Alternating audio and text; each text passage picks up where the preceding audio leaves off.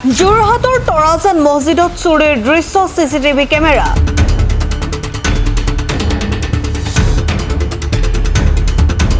আৰক্ষী অধীক্ষকৰ কাৰ্যালয়ৰ একেবাৰে কাষতে থকা তৰাজান মছজিদত চোৰৰ লুটপাট, দানপাত্ৰ ভাঙি লৈ গ'লা লক্ষাধিক টকা।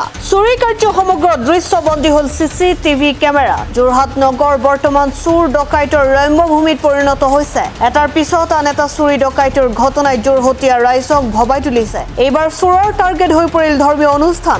যোৰহাট আৰক্ষী অধীক্ষক কাৰ্যালয়ৰ পৰা মাত্ৰ 100 মিটাৰ নিলগত থকা তৰাজান মছজিদত 3টা চোৰ প্ৰৱেশ কৰি 5টা দানপাত্ৰ ভাঙি প্ৰায় 50,000 নগদ টকালৈ উধাও হয়। 5টা দানপাত্ৰৰ ভিতৰত 3টা মছজিদৰ আৰু 2টা মাদ্ৰাছাৰ দানপাত্ৰ আছিল।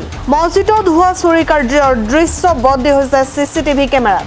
আকৌ এবাৰ চাওক কেনেদৰে চোৰে মছজিদত লুট কৰিছে। ইতিমধ্যে তৰাজান মছজিদ কৰ্তৃপক্ষই চুৰিৰ ঘটনাৰ বিষয়ে আৰক্ষীক অৱগত কৰি চিচিটিভি ফুটেজ দাখিল কৰিছে। মানে বহুত দুখ বিষয়জনক এই ঘটনাটো, কাৰণ আগতেও ইয়াত কিছুদিন পূৰ্বে আৰু দুবাৰ হৈছে। এইবাৰ দি মই থকাত কালত প্ৰায় মই 16 বছৰ চলি আছে ইয়াত, মই থকা কালত আৰু 3বাৰ হ'ল এইবাৰ দি। আৰু তাৰপিছত এতিয়া মানুহৰ মাজত মানৱতা নাইকিয়া হৈ গৈছে। আজিকালি যেনেকুৱা মানে এনেকুৱা যেনে প্ৰেমে যেনেকুৱা তাৰমানে কি হিন্দু মুছলমান জাতি ধৰ্ম একো চিনি নাপায়, চোৰৰ তেনেকুৱা ধৰণৰ হৈছে। এতিয়া মানে ধৰ্মীয় অনুষ্ঠান পৰ্যন্ত চিনি নোপোৱা হৈ গৈছে। দেখাত মানে মানুহ হিচাপত আছে, কিন্তু আচলতে সি মানুহ নহয়। আৰু 2 নম্বৰ মানে দুখ বিষয়জনক এইটোৱেই যে আমাৰ ওচৰত ধৰি লওক টাউনৰ মাজত মেইন মছজিদ আমাৰ এখন মছজিদ, ইয়াত SP অফিচো আছে, আমাৰ থানাও আছে ওচৰতেই, প্ৰশাসন ওচৰতেই আছে।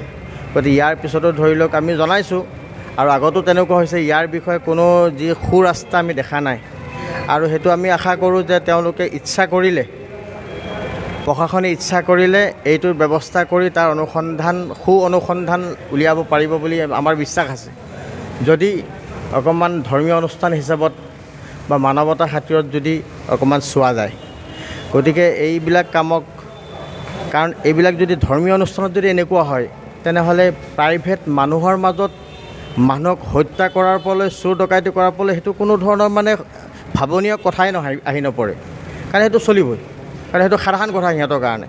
কাৰণ য'ত নেকি ধৰ্মীয় অনুষ্ঠান, তাতে যেনেকৈ কোনো চিন্তা নোহোৱাকৈ এনেকৈ হাত দিয়ে।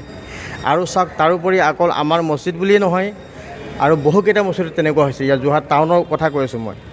একে ৰাতিত একফালৰ পৰাই মানে কেইবাটা মছজিদৰ টাৰ্গেট হয়।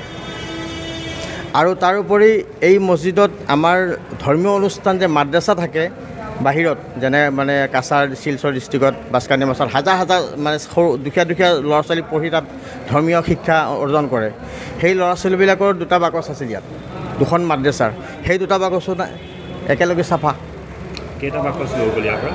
মুঠ 5টা বাকচ, আমাৰ মছজিদৰ 3টা বাকচ আৰু 2খন মাদ্ৰাছাৰ 2টা বাকচ। আৰু যোৱা মাহত আমাৰ যিটো বক্স খোলা হৈছিলে, আমাৰ এইটো বাৰাণ্ডাত লগোৱা আছিলে, তাত 15,000ৰ অধিক মানে পইচা সংগ্ৰহ হৈছে। আৰু যিদিনাখন পৰহি হ'ল ঘটনাটো, যোৱাকালি খোলা ডেট আছিলে। কমেও ধৰি লওক মানে সেই 15,000 আশে-পাশেই, হয়তো বেছিও হ'ব পাৰে। তাৰোপৰি যিটো বাছখান্দি মাদ্ৰাছাৰ যিটো বাকচ, তাত কমেওতো 30-40 হাজাৰ টকাৰ ওপৰত থাকে। কাৰণ ধৰ্মীয় অনুষ্ঠান, ডাঙৰ অনুষ্ঠান চবেই জানে, গোটেই পৃথিৱীতেই জানে, অকল মানে অসম মানে পৃথিৱীতেই জানে। গতিকে তেনেকুৱা ধৰণৰ ইয়াত কমেও 50-60 হাজাৰ টকা ধৰি লওক মানে তেনেকুৱা হৈছে। অকল সেইটো বুলিয়েতো কথা নহয়, যিটো কাম চলি গ'ল বা চলি আছে, সেইটো মানে বহুত মানে ঘৃণনীয় কাম। তাক আমি ধিক্কাৰ দিছোঁ, আৰু সেইটো আমি এইটোৱে অনুৰোধ ৰাখোঁ, বা আজি এই নিউজ লাইভৰ যিবিলাক আমাৰ ভাইসকলক, তেওঁলোকক মই মানে ধন্যবাদ জনাওঁ। আৰু লগতে মই প্ৰশাসনকো মই এইটো মানে আহ্বান জনাওঁ যে যাতে এইটোৰ অনুসন্ধান উলিয়াই কেনেকৈ সুব্যৱস্থা কৰা হয়, যাতে আমাৰ দেশখন কেনেকৈ শুদ্ধ পৰিচালনা হয়। এই চোৰৰ পৰা, ডকাইতিৰ পৰা, মানুহ হত্যাকাণ্ড যিকোনো, কাৰণ ধৰ্মৰ কথা এটা মানে কি, অনুষ্ঠানত যেতিয়া হাত দিব পাৰে, এটা সাধাৰণ মানুহক হাত দিয়াটো একেবাৰেই তাৰ কাৰণে কোনো ভাৱনীয় কথাই নহয়। দুষ্কৃতিকাৰীসকলক অতি শীঘ্ৰে গ্ৰেপ্তাৰ কৰিব লাগে, বাছ গ্ৰেপ্তাৰ কৰিব লাগে। আৰু দিলেহে তাৰমানে কি হ'ব, আমাৰ গোটেই দেশখনক এটা শান্তি আহিব, মানুহৰ ভিতৰত মানৱতা বাজি থাকিব, সেইটো আমি আশা কৰোঁ। যোৰহাটৰ পৰা পৰাণ মেধিৰ ৰিপৰ্ট, অসম টাইম।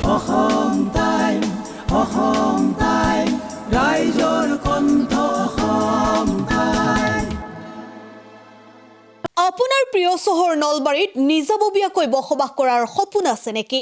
চহৰৰ মাজমজিয়াত মাটি কিনি ঘৰ সাজি লোৱাৰ সমস্যাই দেখা দিছে নেকি? সেই সমস্যা এতিয়া আৰু নাই। চহৰৰ মাজমজিয়াত মাটি নিকিনাকৈ নিজে ঘৰ নসজোৱাকৈ এটা বিলাসী ঘৰৰ গৰাকী হ'ব পাৰিব আপুনি। নলবাৰীত প্ৰথমবাৰৰ বাবে সেই সুবিধা আহিছে। নলবাৰীত প্ৰথমটো ৰেৰাৰ দ্বাৰা অনুমোদিত আটকধুনীয়া এপাৰ্টমেণ্ট এতিয়া চহৰৰ গোপাল বজাৰত নিৰ্মাণ হৈ উঠিছে। আটকধুনীয়া আহল বহল এপাৰ্টমেণ্ট তীৰ্থদ্বীপ এনক্লেভ।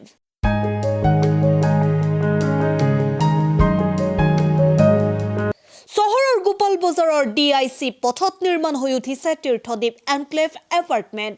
2টা আৰু 3টা আটকধুনীয়া শোৱনি কোঠাযুক্ত সপোনৰ ঘৰ, যথোপযুক্ত গাড়ী পাৰ্কিঙৰ সুবিধা, নিৰিবিলি পৰিৱেশ, যাতায়াত আৰু যোগাযোগৰ উপযুক্ত সুবিধা।